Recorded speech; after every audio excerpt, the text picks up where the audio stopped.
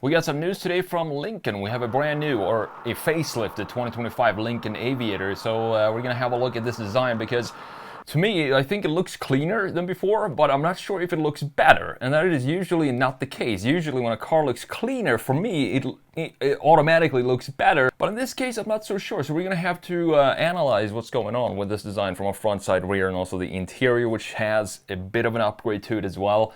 In Photoshop. But first of all, let's have a look at this article from Car and Driver. I'm going to link this down below in the description. So 2025 Lincoln Aviator gets a facelift and a hands-free drive mode. A fresh face with a bigger grille, which seems to be a pretty big trend right now, and restyled headlights that have animations, which is also honestly, I think it's a cool trend to have some cool light animations in the headlights and daytime run lights.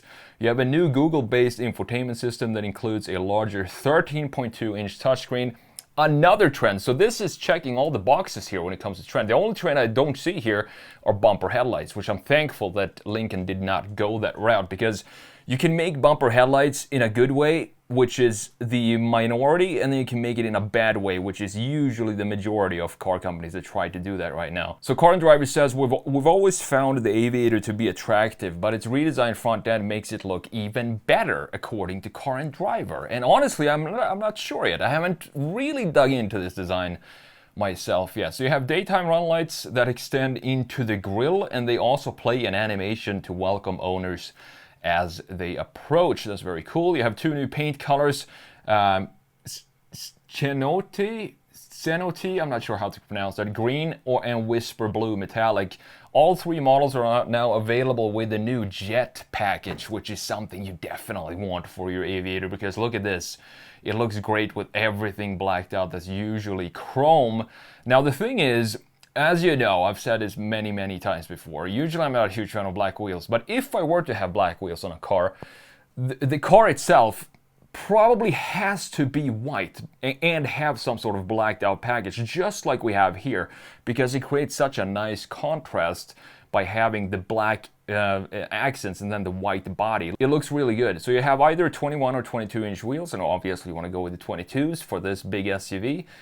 Twin turbo 3-liter, same as the pre-facelifts one. They didn't change the powertrain at all. You have a twin 3-liter V6 making 400 horsepower and 415 pound-feet of torque, and it's connected to a 10-speed automatic with either rear-wheel drive or all-wheel drive. So I think I have my setup here for what I want my Aviator to be like.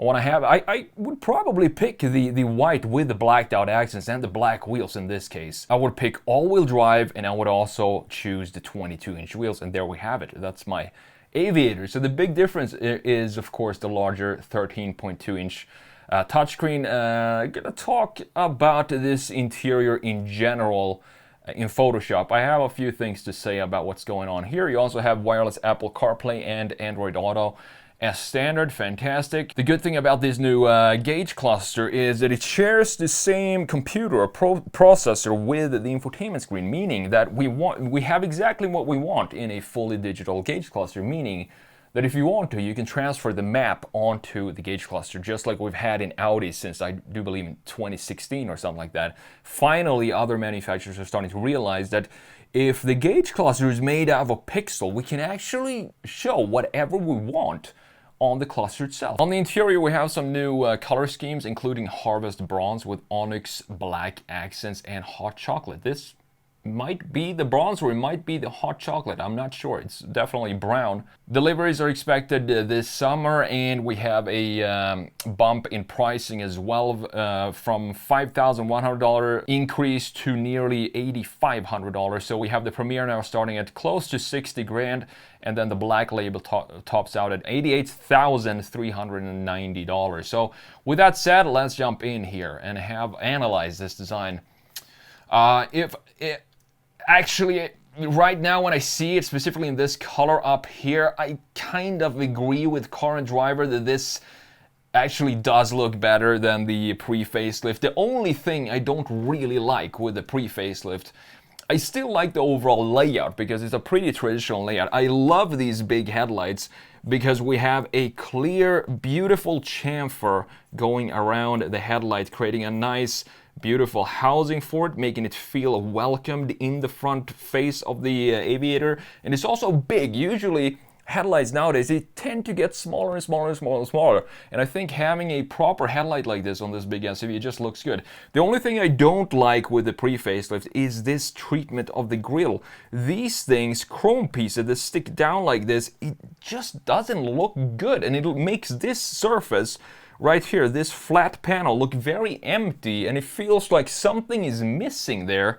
And I do think that has to do with maybe extending this chrome piece to cover the same thickness all around the bottom, but that would also take away some of the identity. But we still have a proper bumper here, as you can see, looking nice, with some clean geometric graphics on in the lower section. I also love this little crease that we have in the center of the hood, creating a nice upswing right there and a center line for the overall design, which we don't have anymore, and that's a shame, because you can see here we now have two more traditional looking lines in the hood, and the majority, pretty much everything that changed on the exterior of the new Aviator happens here in the front end.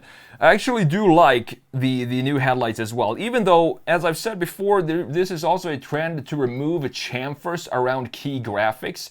And it looks like that's exactly what Lincoln did here with the facelift. We have this daytime run light sticking into the grille.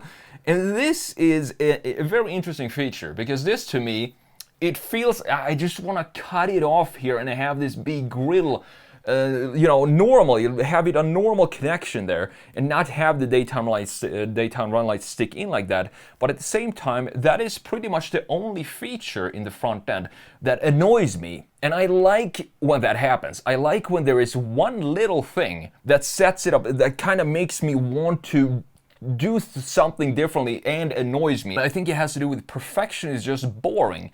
Imperfection is more interesting. This is imperfection to me, but in a very interesting way. So I would not want to remove this piece, stick it in here, because I do believe, as I said, it creates some imperfections in the front end, which is otherwise very traditional with the intakes here on the side. We have still a sort of, I wouldn't call this a bumper, but we at least have some sort of body color to connect the lower piece underneath the grille. The grille, as you can see, got a lot bigger, and this is the blacked out jet package, or whatever they called it, where everything that's usually chrome is all blacked out on a white body, looking great. The new headlights, they didn't shrink the headlights too much. They're still a little bit smaller, I do believe. Maybe they're pretty much the same size, but they're longer now. So they still have a traditional feel to the front end of the Lincoln. And I do think that is what Lincoln should be doing, because it feels like a pretty traditional brand to me, a luxury brand that should have all the graphic features exactly where you expect them to be, but you can modernize it however you like. Now, looking at the side view, and the side view of the Aviator has always been a very beautiful side view to me, because we have this slope going across the entire length of the body. Also, the top roof line dips down like this, and we have these two lines creating a movement forward, because it feels like they're pushing the volume forward when we have them sloping backwards like that. And then we also have a line here in the bottom that has a connection to the bumper in the rear end, looking great. So this is still a fantastic classic design from Lincoln. And in addition to that, we have a shoulder line that connects from the corner of the taillight and headlight, but doesn't really connect to the corner of the taillight. It connects up here, which is totally fine. We have some nice line flow in this design. I also kind of like this color that we have in the pre-facelift up here. The wheels look fine, but I do think this design with a more aviation-inspired propeller design looks great. The line flow, as you can see, has not changed at all since this is just a facelift, but we have everything that's chrome in the pre-facelift is now blacked out down here with this new jet package, looking great. Same lines and same shoulder lines that dips down like this, and roof line stays the same as well, and the rear end stays pretty much the same. I do believe these are the 22-inch wheels. And the reason I would pick 22s for this type of package is because it's such a huge SUV that having the wheels bigger is just going to fill out the wheelhouses more and create a nicer proportions.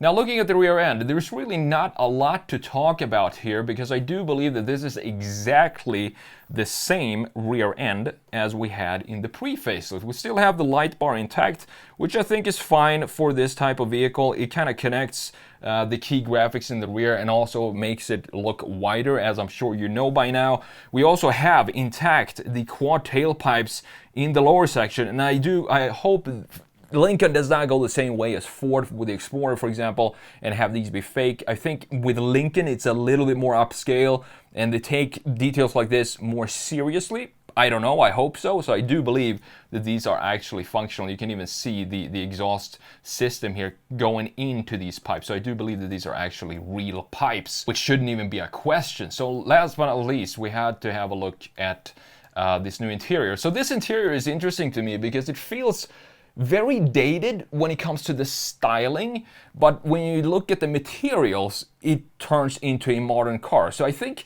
Lincoln actually nailed this design, specifically in the pre-facelift. And in this case, I'm going to have to go with the pre-facelift because the thing is, we still have a digital gauge cluster here. And still the same size, 12.3, but it has more attention to its integration in the dash. Same goes for this infotainment screen. Just look at how well connected these lines are. If we just stretch them downwards, they have the same width here as we do of the rest of the dash. And this creates a nice connection, centerpiece, almost like a center line. In the new one, you can see that we extended the infotainment screen. It got a lot bigger and it stretched way further out on the sides, and I personally do not need a big screen like this. I would much rather have the old size that we have up here, not just for the size, but also for the general integration of the interior. But overall, I think it's a classy looking interior. It's a shame that they removed the housing for the gauge cluster. Now it's just one of these screens that sits sort of upright behind the wheel instead of having it be cozy and deep within the dash like we have in the previous one. I do like the design of the steering wheel because we have a nice chamfer here, creating some nice feature that you kind of want to feel with your finger how it flows in the steering wheel itself. Nice materials as well. Some physical buttons down here. I am not sure. It doesn't look like this is actually the AC controls because we have the bar down here in the infotainment screen, which is most likely a static bar by itself. And this is again another reason why I would go for the pre-facelift, because all the buttons are beautifully laid out in this wooden trim on the dash, physical buttons, instead of having them now be integrated in the infotainment screen like we have in most new cars today. Overall, it's a trendy facelift for me for Lincoln. They're kind of following the trend of other manufacturers, specifically as we can see here when it comes to the interior, by removing some physical buttons and implementing them into the software. Some might think, I don't know if manufacturers think that that is actually feel like a more luxurious solution than to have physical buttons, but to me it's always going to be the complete opposite, because this is a lot cheaper to make it like this. Imagine all the buttons that you don't have to manufacture anymore, since you just have them be pixels. So to me personally, having physical buttons is always going to feel more upscale.